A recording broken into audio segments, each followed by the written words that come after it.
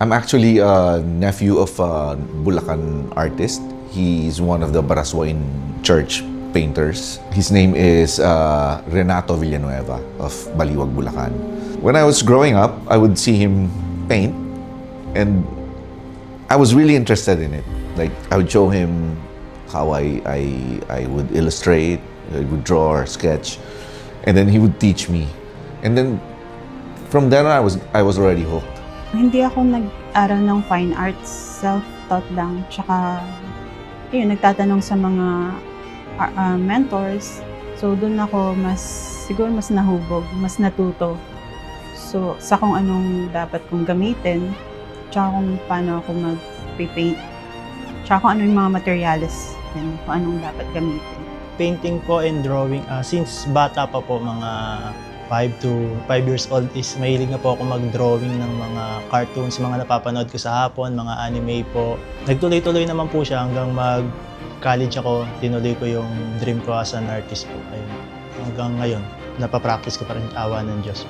I didn't study arts for college. I took up marketing. But then again, I guess I harness on that feeling of doing something, to create something. And listening to people saying, oh, suddenly you become an artist. How come? Why? I believe you just can't be an artist just when you decided to be an artist, right? So it's innate in you. It's just, I just gave myself a chance to explore that, and then trying to overcome the challenges. It's not easy. That's why I keep on pushing and pushing, and then I just have like a few people who believes in me. So that's more than enough. Nagsimula ako since bata pa ako. So I think mga grade school, nag-uumpisa na ako mag-drawing. Tapos doon ko napansin na meron pala akong pagmamahal sa art. Nagsimula ako sa mga religious na image, ganyan. Hanggang sa tuloy-tuloy na, hanggang sa college, yun na yung nakahiligan ko. Sumali ako sa mga contest.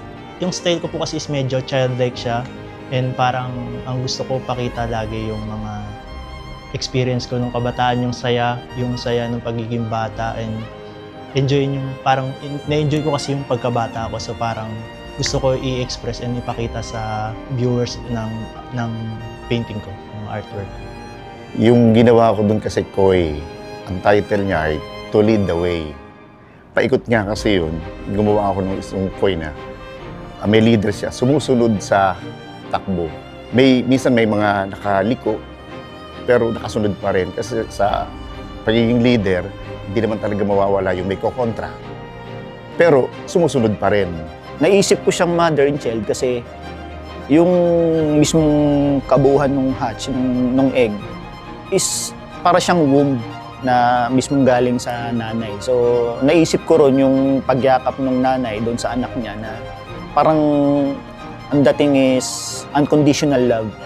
So tapos parang ano rin yung protektado niya yung anak niya doon sa loob ng egg. Gusto ko yung power ng mga art ni Egon Schiele. It's the connection of people touching or people entwined. And then there's the flesh tone. I love that. Like, I feel so much things with the color of the skin. Yung Apollonian and Dionysian na concept of order and chaos. That's how I wanted it. It's parang to create an egg, there should be an order and chaos. Ang title ng work ko is Entangled. Tungkol siya sa pagiging stuck sa isang sistema na hindi mo makontrol. Dun sa work ko, merong octopus. Simbolo siya ng isang force na nakarap o nakabalot sa lahat. Kaya siya entangled. Para siyang reflection ng personal struggles, at the same time, mga bigger issues ng society din. The title of my piece is Lost in a Child's Dream. I thought really of making it fun, like going out of the box, trying to use unconventional materials that I don't use often. And then as I work on it, I try to harness on the inner child in me, because with so many things happening around the world, I always believe that looking at what we are now through the eyes of a child would always spark a little difference, like that innocence and purity of intention in what we do. It's bringing so much prestige in art, considering the location and the material itself. It gives that vibe of parang festival of artists.